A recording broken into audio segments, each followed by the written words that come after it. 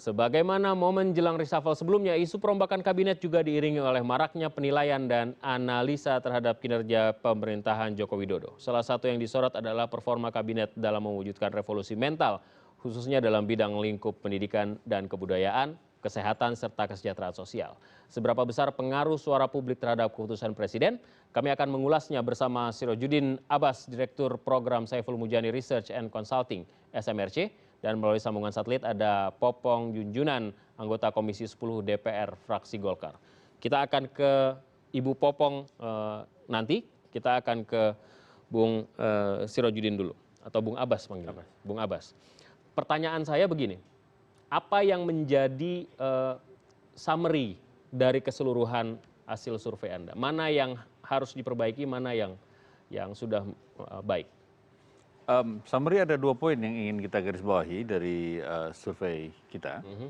Yang pertama, optimisme masyarakat terhadap perbaikan kehidupan di berbagai sektor semakin tinggi. Optimisme didasarkan pada kecenderungan perbaikan kualitas presiden dan kemampuan presiden mengawal kebijakan-kebijakan. Kualitas presiden. Jadi sebelumnya presiden less qualified, sekarang lebih berkualitas begitu. Kualitas leadership-nya maksud saya, kualitas leadership presiden. Di awal tahun 2015 kan terseok-seok juga, betul. Dan sekarang relatif lebih in charge, lebih bisa mengontrol situasi dan partai-partai politik yang selama 2015 ini menentang, sekarang semakin besar semakin banyak yang bergabung. Itu satu, jadi ada confidence di situ. Yang kedua dari sisi kinerja di sektor-sektor yang menyangkut orang banyak itu terlihat menunjukkan tren yang sangat positif. Misalnya tadi sudah disebut di sektor infrastruktur, ada kesehatan dan pelayanan umum lainnya itu terlihat ada perubahan. Nah, yang menjadi catatan penting buat kita sampaikan ke publik itu di sektor kesejahteraan sosial, khususnya di sektor pengentasan kemiskinan, di sektor penciptaan lapangan kerja, pengangguran terhadap lapangan kerja, dan sektor pemerataan ekonomi. Nah itu kelihatan masih jauh tertinggal. Sebagian besar masyarakat mengatakan tidak ada perubahan, kemudian semakin mengatakan buruk dan mengatakan ada kemajuan hanya lebih kecil dibanding mengatakan yang buruk. Tapi bukannya itu kemudian bertolak belakang dengan hasil yang dicapai? Artinya kebanyakan puas dengan yang melibatkan lebih banyak orang, tapi kan pemerataan kan hubungannya dengan lebih banyak orang. Tenaga kerja juga seperti itu. Ya persis, itu sebabnya yang kita tangkap itu dalam sektor itu adalah optimisme bahwa pemerintah akan berbuat baik, akan mengambil kebijakan-kebijakan pro rakyat secara konsisten di tahun-tahun yang akan datang. Ada harapan dari publik. Ada harapan. Ini kondisi akan menjadi lebih baik. Meskipun mereka tahu bahwa kondisi saat ini buruk, ya sedikit berbeda dibanding sebelumnya, tapi ada harapan untuk lebih baik. Ada harapan lebih baik walaupun kondisi sekarang buruk. Harapan akan lebih baik kalau ada kebijakan menterinya diganti, kira-kira gitu. Salah satunya mungkin ini soal perbaikan kinerja kabinet. Saya kira bagian yang harus diprioritaskan. Ini mengapa kemudian hasil survei ini dikeluarkan mendekati suasana reshuffle? Jangan-jangan nih orang sinis mengatakan ini sih sebenarnya SMRC membantuin Jokowi nih untuk mengambil keputusan. Jadi ada landasannya untuk mengambil keputusan mengganti Menteri Tenaga Kerja, nanti misalnya Menteri Desa misalnya dan lain sebagainya. Sebetulnya nggak ada hubungan dengan itu dari sisi riset kita. Kita memang secara reguler per 3 bulan kita melakukan riset opini publik nasional, mengevaluasi kinerja pemerintah dan membaca kondisi masyarakat terakhir, berbagai aspek. Memang kita ngambil momentumnya di bulan Juni dan dirilis di Juli ini karena itu kebetulan saja 2 tahun pemilu presiden. Jadi untuk melihat seberapa tinggi tingkat perbaikannya atau seberapa rendah tingkat misalnya kepuasan masyarakat dari sisi kinerja pemerintah. Kesehatan cukup baik walaupun sebenarnya ada BPJS palsu yang urusannya juga dengan Menteri Sosial dan juga ada vaksin palsu begitu. Ada hal-hal semacam itu yang kemudian menjadi sorotan publik. Tapi publik sampai hasil survei kemarin, tentu survei tidak dilakukan dalam waktu dekat di bulan Juni. Kalau di bulan Juni ya 22-29. Ya betul. Nah problem itu sebetulnya sudah bisa terbaca lebih dari awal-awal. Ada dua problem serius terkait dengan program-program kebijakan sosial saat ini. Yang pertama, pemerintah itu terlalu ambisius, ingin melakukan redistribusi pendapatan dan ingin menjangkau ke seluruh publik dengan standar jaminan sosial dan jaminan kesejahteraan yang begitu luas dan mahal sebetulnya. Padahal pada saat yang sama kemampuan pemerintah tidak seperti itu, masih sangat kecil. Dan juga kemampuan masyarakat untuk berpartisipasi, terutama di bidang kesehatan ini masih sangat rendah.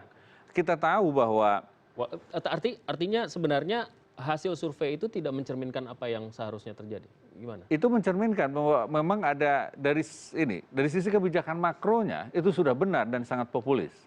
Misalnya begini, pemerintah ingin menjamin kesehatan masyarakat. Betul, itu bagian dari usaha membangun kualitas sumber daya manusia yang baik. Benar itu. Dan pemerintah mencontoh tradisi di Jerman atau tradisi Inggris misalnya. Bagaimana mereka menginvestasikan sebagian besar dari pendapatan mereka dari pajak di bidang kesehatan. Karena itu terkait dengan produktivitas kerja, terkait dengan kekuatan sumber daya manusia dan daya tahan ekonomi secara makro. Benar, jika mereka mampu memberi kontribusi secara individual. Nah sekarang kita tahu persis bahwa lebih dari 70 juta warga negara di Indonesia ini yang mendapatkan jaminan kesehatan itu, dia tidak mengiur, itu semuanya ditanggulangi oleh pemerintah. Sementara yang mengiur itu jumlahnya sedikit sekali. Itu terdiri dari orang-orang yang bekerja di sektor formal, atau orang-orang yang mungkin sudah mengerti manfaat jaminan kesehatan, sehingga mereka mau mengiur sendiri. Baik, saya akan ke Ibu Popong. Biasa dipanggil Cepopong, tapi izinkan saya panggil Ibu Popong, karena kalau dipanggil Ce sepertinya kayak agak kurang sopan. Ibu Popong, selamat malam. Selamat malam, tapi saya lebih suka disebut Cece. Boleh deh, oke. Ini kan ada negosiasi jadinya. Saya lebih suka disebut Cece. Baik, Cepopong. Enggak, kau nggak usah bilang ibu. Sok. Bukan tidak sopan, malah saya senang disebut Cece. Iya deh, oke Akur. Sok, mau tanya apa? Pertanyaan saya, apakah sampai sejauh ini ada catatan khusus dari Partai Golkar khususnya melakukan evaluasi terhadap kinerja kabinet? Cepopong? Ya kan? Nah, tentu ada. Pasti ada.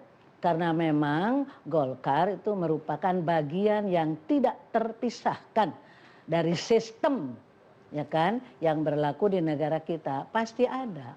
Tapi bukan untuk digembor-gemborkan. Bukan untuk dipublikasikan, ya kan? Lain dengan yang profesional, yang mengadakan penelitian yang profesional. Kita mah tidak profesional, tapi kita melihatnya tentu dari sisi kita, ya. Tidak ada maksud jelek, ya, tidak ada maksud secara politis. Nah, kita itu Golkar itu objektif saja dan bukan untuk dipublikasikan. Itu jawabannya. Terus? Pertanyaan saya kemudian, boleh nggak dibagi sama kita kira-kira Mohon. Suasana Kenapa? yang muncul dari evaluasi itu apa kira-kira? Wordingnya, narasinya apa? Ya, kita objektif saja, ya kan? Tidak boleh subjektif. Kita objektif, artinya yang berhasil ada, tapi yang tidak berhasil banyak. Kan begitu. Yang tidak Lihat berhasil saja yang mana? Boleh nggak kita tahu? Bidang-bidangnya bidang apa? Pakai tanda kutip berhasilnya itu tidak 100%. Ya, misalnya ya di dalam bidang pendidikan, karena kebetulan saya itu di Komisi 10. Oke. Kebetulan tentu sering rapat kerja dengan Menteri Pendidikan dan Kebudayaan. Ada tren itu untuk perbaikan. Saya harus akui itu. Ya, kemudian di bidang ekonomi kreatif ada tren itu untuk perbaikan. Ya, kenapa saya bilang begitu? Karena saya sering rapat dengan menteri-menteri itu. Begitu ya, Jika ini objektif saja oke. saya. Secara umum, Jadi secara umum ini, Golkar nanti melakukan dulu, saya potong dulu. secara umum Golkar melakukan penilaian Apa? holistik terhadap kabinet atau tidak? Harus nanyanya ke ketua umum, jangan ke saya. Kita akan kembali sesaat saya lagi, kan- tetaplah bersama kami. Sebentar Cipopong, kita akan Ya, tunda, iya. kita akan Saya lanjutkan itu perbincangan pengurus ini. Terima kasih. Pengurus pusat. Jadi harus tanyanya sama ke Golkar. Kita akan ke kembali ketua sesaat lagi, tetaplah bersama kami.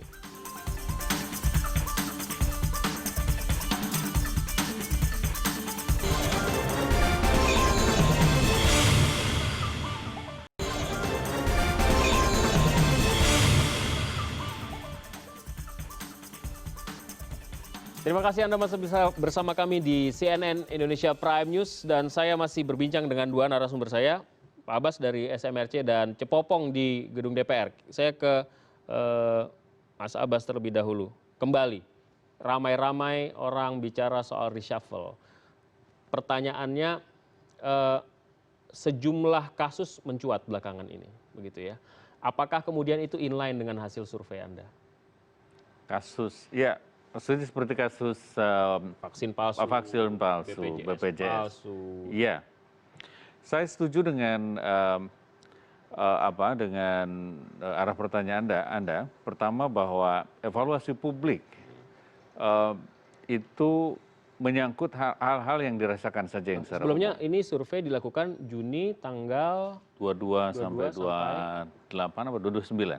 22 sampai 29 di beberapa tempat Total di seluruh Indonesia. di seluruh Indonesia. Ya, Jadi secara random. sampel dilakukan Ya. dari berbagai daerah di Ya, Indonesia. persis, secara representatif. Ada harapan, tetapi juga ada kecemasan di masyarakat soal BPJS dan soal soal layanan kesehatan, ya, obat-obatan. Pertama gini, bahwa dokter dan pasien sudah lama mengeluhkan problem itu. Kita menangkap misalnya soal pelayanan yang lambat, harga obat yang nggak menentu, seterusnya. Lalu juga dari pihak rumah sakit, keluhan itu sudah lama, dan kita terbaca juga di sejumlah survei itu bahwa sebetulnya banyak ketidakpuasan di kalangan dokter dan rumah sakit. Karena paket biaya yang dibuat oleh pemerintah untuk per kasus orang yang dirawat per penyakit itu terlalu rendah dibanding harga normal di rumah sakit swasta. Nah, paket itulah yang memaksa rumah sakit untuk melakukan efisiensi sampai menurunkan biaya untuk dokter. Nah, itulah yang memaksa rumah sakit juga untuk mencari alternatif, dan bisa jadi disebabkan juga oleh monopoli obat yang sebagian besar, kalau tidak, saya lupa persentasenya, tapi sebagian besar itu diimpor dari luar negeri, dan itu channelnya ternyata channel langsung ke BPJS. Jadi BPJS kesehatan lah yang melakukan pembelian dan pengadaan untuk rumah sakit itu. Dan karena mahalnya itulah yang kemudian rumah sakit memiliki sejumlah hambatan dalam Walaupun memberikan sebenarnya pelayanan. isu soal vaksin ini katanya praktisinya sudah melakukannya kurang lebih 10 tahun. Nah, itu dia problemnya. Ya, BPJS juga begitu. Ya. Karena sebagian besar masyarakat itu tidak sanggup untuk membayar iuran yang normal. Ya. Nah, itu sebabnya itu menjadi ruang pasar untuk para kriminal untuk mengambil kesempatan itu. Itu sebetulnya secara sosial dan ekonomi negara ini belum siap untuk menerapkan model BPJS atau pelayanan kesehatan social security yang universal seperti itu dalam kondisi ketika sebagian besar tidak mampu mengiur karena ya 60% lebih tenaga kerja kita ini berada di sektor informal yang penghasilannya tidak menentu. Dari sisi tenaga kerja sekarang kita lihat, sampai sejauh ini banyak sejumlah isu yang muncul, tentu saja isu soal buruh migran kita, kemudian terakhir ada buruh yang kita import, jadi buruh asing yang sebenarnya bukan tenaga terampil dan terdidik misalnya begitu. Mereka juga sesungguhnya adalah tenaga-tenaga kasar. Itu kemudian menjadi concern responden atau tidak? Kita tidak bertanya secara spesifik soal itu, tidak. Kita tidak punya datanya soal itu. Tetapi keprihatinan publik itu sudah nyata, mengemuka. Kementerian Tenaga Kerja itu terlalu fokus pada tenaga kerja yang bekerja di sektor industri atau di sektor formal. Di sektor informal dia tidak urusi. Sementara yang sektor luar negeri mereka juga terlalu rumit mengatur manajemennya karena pekerja asing biasanya dibawa bersamaan dengan masuknya investasi asing di sektor-sektor yang padat karya di dalam negeri. Misalnya sektor energi, di sejumlah proyek yang berkaitan dengan PLN misalnya, pembangkit listrik yang didatangkan dari Cina, investornya kontraktor dari Cina mendatangkan tenaga kerja dari sana juga. Baik, apakah Cepopong sudah bergabung kembali bersama kita? Sudah. Baik, Cepopong. Ya. Hasil survei SMRC mencatat kinerja kementerian di bidang lingkup pembangunan manusia dan kebudayaan masih terbilang baik. Anda setuju dengan itu ya? Ya. Ya. Apakah ada catatan-catatan di balik Ya. hal yang sudah Ya. dicapai oleh mereka? Nah, begini ya. Cepopong akan menempatkan diri Cepopong adalah selaku anggota DPR di bidang Komisi 10 ya. Nah, selama ini ini kan masuknya kesra. Ya, masuknya kan kesra. Nah, selama ini Menteri Koordinator Kesra itu belum pernah rapat dengan kami. Belum pernah. Tapi kalau yang kementerian-kementerian yang terkait itu selalu mengadakan rapat. Dari hasil rapat tentu kami sudah bisa menilai. Tadi sudah Cepopong katakan ada yang memang baik, ada yang memang belum baik. Tapi yang belum baiknya lebih banyak dari yang baiknya. Dan ini tentu berdasarkan apa-apa yang disampaikan oleh mereka. Kemudian berdasarkan juga apa-apa yang kami lihat di lapangan. Karena setahun kurang lebih 4-5 kali itu kan kami mengadakan reses. Ya, melaksanakan reses, dan reses itu artinya kembali ke dapil untuk kontak dengan masyarakat, untuk mendapat masukan, untuk bertanya, untuk mendengar. Nah, dari hasil itu ya tentu kami sudah bisa memberikan penilaian. Ini A, ini B, ini C, ini, dan kami objektif. Oke. Yang jelas hasil penelaahan kami itu lebih akurat karena rakyat lebih suka bicara belak-belakan kepada kami daripada kepada pemerintah, daripada kepala dinas, begitu. Baik. Mereka itu lebih terbuka kepada kami. Menteri-menteri teknisnya Terus, sudah bertemu, sering bertemu dan sering rapat, dan penilaiannya cukup baik. Nah, pertanyaannya kemudian, apakah ada catatan soal Menteri Koordinator yang katanya belum pernah rapat sama sekali? Dalam hal ini Ibu Puan Maharani. Bagaimana akan dicatat? Ketemu juga belum. Apa yang akan kami catat? Kapan belum pernah rapatnya juga.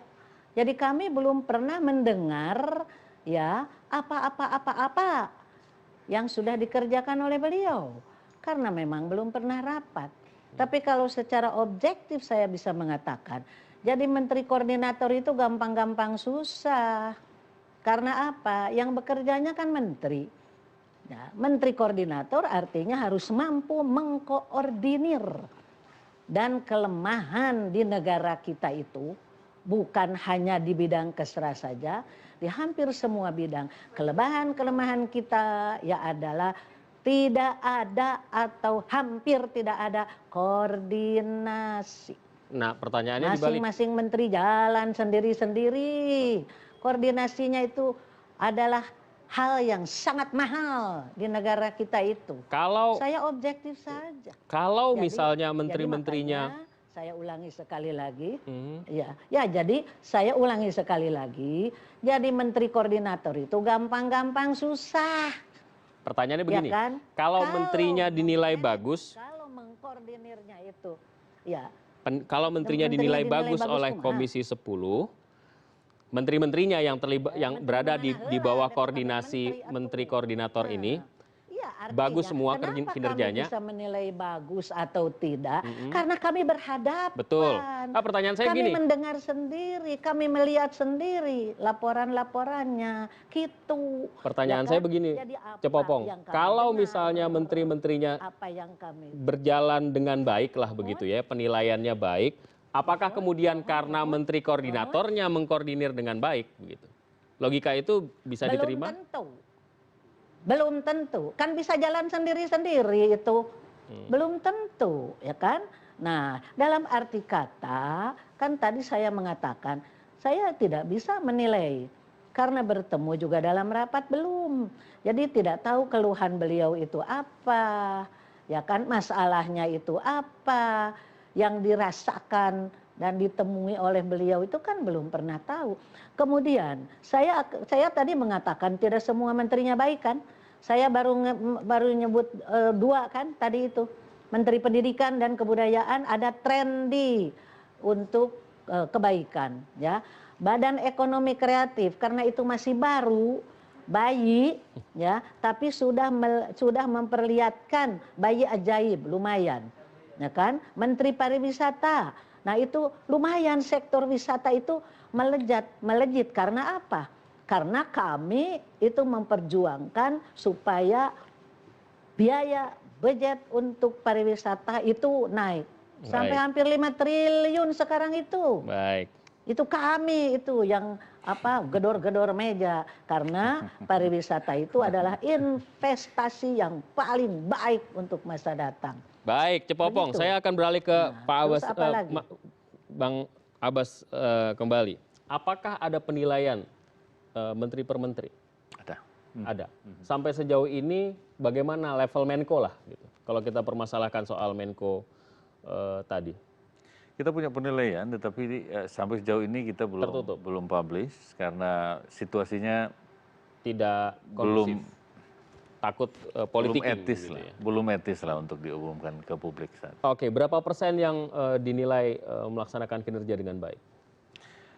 Berbeda-beda, karena gini, yang kita lihat itu kan hanya persepsi opini publik saja. Jadi bukan pengukuran atas kinerja secara real. Karena realnya itu misalnya soal seberapa besar penyerapan anggaran, seberapa baik program dilaksanakan, seberapa baik anggaran di spend, gitu kan. Itu satu. Yang kedua, ukuran yang berikutnya seberapa baik target tercapai dan seberapa konsisten dengan target itu. Publik menilai itu? Karena tidak, anggaran dan lain sebagainya. Justru itu publik nggak bisa menilai yang teknis itu. Jadi mereka menilai pakai rasa atau? Dari yang mereka rasakan dan mereka lihat dari berbagai sumber informasi yang paling banyak ya TV, ya koran, ya media sosial sekarang. Jadi sumber informasinya sangat terbatas. Nah, soal yang teknis itu mereka tidak tahu. Oleh karena itu, meskipun secara teknis sejumlah menteri itu dianggap baik, opini publik belum tentu mengatakan seperti itu. Oke. Ya, bisa jadi opini publik mengatakan kurang baik. Kinerjanya secara real sebenarnya bagus, tapi penilaian publik berbeda dengan itu. Bisa jadi tidak ditangkap informasinya, ya. Tetapi ada juga yang konsisten, misalnya secara objektif penilaian kinerja day to day-nya kurang baik, publik juga menangkap kurang baik juga ada banyak gitu. Terutama mungkin yang sering salah di media barangkali ya. Ya ada juga yang memang PR-nya yang keren, kinerjanya secara real tidak terlalu baik. Misalnya target produksi sesuatu harus mencapai target, tidak perlu import. Realnya import dia, di depan mata perlu importnya. Tapi opini publik sangat berpihak kepada dia. Oleh karena itu penilaian publik positif, dianggap sudah bekerja. Meskipun faktanya nyari produk itu di pasaran susah sekarang. Para pelaku ekonomi mahal dan para pelakunya yang semestinya lebih baik hidupnya saat ini belum terangkat secara signifikan. Baik, kita akan lanjutkan perbincangan ini, tetaplah bersama kami.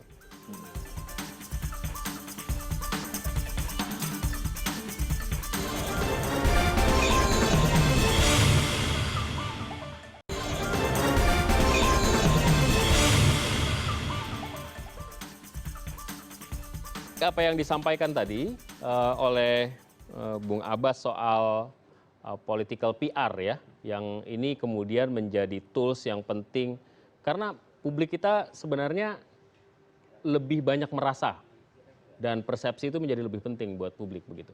Ya. Ya, apalagi approval rating itu berdasarkan kinerja umum yang memang secara umum. Makanya kita tanya, apakah ekonomi rumah tangga sekarang lebih baik dibanding tahun lalu? Itu kan persepsi. Kita tidak mengukur berapa jumlah rupiah yang mereka hasilkan, berapa belanja yang mereka biasa spend setiap hari atau setiap bulan. Nggak tanya itu. Tetapi kita juga bisa tanya misalnya seberapa optimis harapan mereka di tahun depan. Gitu, ya. Mayoritas ternyata mengatakan optimis dan merasakan tahun ini lebih baik dibanding kemarin. Nah, itu sebabnya yang disebut persepsi seperti itu, mengukurnya adalah biasanya kita melihat pada range-nya dari mulai yang sangat baik sampai sangat buruk, range-nya, supaya bisa lebih mendekati. Gitu. Jawaban kita kembali ke yang umum saja deh. Oke. Dari performa terakhir kabinet, berapa persen yang memuaskan publik? Kalau dari survei kita tidak terbuka, jadi tidak bisa ngomong detail soal itu, tidak etis lah hanya dalam situasi kayak gini. Enggak, tapi persentase aja nggak perlu nyebutin namanya. Ya sepertiga saya kira. Sepertiga dari total itu. Cukup memuaskan atau sangat memuaskan? Iya, cukup memuaskan. Yang sangat memuaskan kayaknya nggak ada. Nggak ada, cukup lah. Cukup gitu memuaskan. Ya. Kemudian di bawahnya? Ya oke. Oke itu cukup oke sepertiga itu juga? Ya lebih lah. Lebih. Gitu, lebih yang oke itu tatarannya bisa diterima, tapi kalau misalnya diganti lebih baik begitu atau gimana? Ya bisa diimprove nih orang, itu masih punya potensial. Tapi ada yang jelek banget ya, memang ada juga. Yang jelek banget itu berapa? Jelek banget itu artinya? Performance leadership-nya, komunikasinya nggak baik, lalu kemampuan koordinasi dengan yang lain, ini soal kerjasama kan. Lalu soal political skills dan communication skills-nya, itu menunjukkan bahwa dia sebetulnya belum levelnya untuk dipercaya di posisi menteri. Ada beberapa orang yang menurut tidak kita siap, tidak berkinerja, tidak mampu atau nggak kompeten. Tidak kompeten. Sejak awal memang tidak kompeten. Iya. Tapi kan kita tidak tahu soal seleksinya ini kan banyak variabel saya kan. Kemudian ini dari parpol atau non parpol? Nggak mau dijawab. Ada ini. Nggak usah dijawab ya. Daripada nanti panas telinga. Cepopong, pertanyaan saya selanjutnya, komisi Anda adalah komisi yang penting sekali mengawal jalannya revolusi mental. Nah, sampai sejauh ini pengamatan Cepopong dan teman-teman di Komisi 10, bagaimana sih sesungguhnya upaya revolusi mental yang digulirkan oleh pemerintah? Tentu saja masuk ke ranah menteri-menterinya. Ya, terus terang aja, kalau Cepopong sedang rapat sama menteri-menteri, Cepopong sering menanyakan, seperti apa sih revolusi mental itu? Nggak ada yang bisa jawab. Karena saya pengen tahu yang dimaksud revolusi mental itu apa. Tidak ada yang bisa jawab. Karena apa? Mental tidak bisa direvolusikan. Pembangunan mental itu adalah proses bertahap. Tidak bisa ujug-ujug. Apa ada orang ujug-ujug jadi pinter, ujug-ujug jadi hebat? Nggak ada itu. Jadi istilahnya saja menurut Cepopong, terus terang aja, jujur saja, istilahnya sudah tidak tepat atuh. Revolusi mental, apa yang bisa direvolusikan? Dan memang buktinya tidak ada kok. Itu adalah proses setahap demi setahap. Tidak bisa revolusi negara mah bisa-bisa saja. Jadi persepsinya saja ya antara saya dan juga dengan beberapa teman dengan pemerintah mesti nyambung atuh. Karena persepsinya sudah berbeda. Menurut saya tidak ada itu revolusi mental. Karena saya seorang guru, saya tahu bahwa harus ada proses untuk mental itu, perbaikan mental itu, perbaikan moral itu harus proses, tidak bisa ujung-ujung gitu. Nah, mau tanya apa lagi? Enggak, saya mau belak-belakan aja. Biar teman-teman itu yang dimaksud teman-teman satu komisi atau? Ya sama, tapi tidak sama semua. Yang sependapat dengan saya adalah yang latar belakangnya pendidik. Oke. Pasti sama dengan saya. Kalau revolusi yang latar mental, belakangnya guru. Nah, kalau revolusi Mala. mental itu Terus? adalah proses sampai sejauh ini, apakah prosesnya ada di Ya. jalan yang benar? Ya, jalannya sudah cukup benar, apalagi di dalam bidang pendidikan. Bagus itu menteri yang sekarang. Oke. Ya, bukan berarti saya mempengaruhi Jokowi supaya diangkat lagi, bukan urusan itu. Secara objektif, menteri sekarang itu adalah orang yang mengerti makna pendidikan. Jadi ada harapan ke depan, tapi tidak bisa direvolusikan. Oke. So, mau tanya apa lagi? Cukup, terima kasih Cepopong atas waktunya bersama kami. Mudah-mudahan revolusi mental berjalan terus dan di jalur yang tepat. Makin banyak menteri seperti menteri yang Cepopong sampaikan tadi. Selamat malam. Oke, hasil survei ini sampai nggak ke Presiden? Kalau sudah beredar di publik seperti itu, saya kira nyampe lah. Oke, artinya Coverage-nya kemarin. SMRC secara sengaja menyampaikan kepada kantor staf misalnya, ini hasil survei kami sebagai atau gimana? Tidak. Iya, kita menyampaikan ke publik saja. Pertanggungjawabannya kita ke publik saja. Bahwa porsi-porsi dari yang kita laporkan ke publik itu ada yang nyampe ke presiden atau ke menteri-menteri, saya kira bagus. Tapi saya kira kalau lihat coverage media, masa iya nggak nyampe. Ya. Oke, ini misterius nih jawabannya. Dikasih apa enggak? Tapi gini deh, Bung Abbas. Kan ini reshuffle sudah jilid kedua. Dibandingkan hasil reshuffle dengan kabinet mula, itu menunjukkan tren yang lebih baik hasil survei Anda? Kan waktu kabinet sebelum di reshuffle, tahun lalu, itu kan mestinya sudah ada survei juga. Dibandingkan sekarang menjadi lebih baik. Approval ratingnya saat Juni di 2015 itu di posisi 41%. Oke. Sekarang di posisi 67, sekian lah. Lebih baik. Itu Jauh lebih sosok baik. sosok Jokowi sebagai presiden atau pemerintahan Jokowi? Approval rating terhadap kinerja Pemerintah. Pak Jokowi. Pak Jokowi. Pak Jokowi sebagai presiden. Berarti person dong?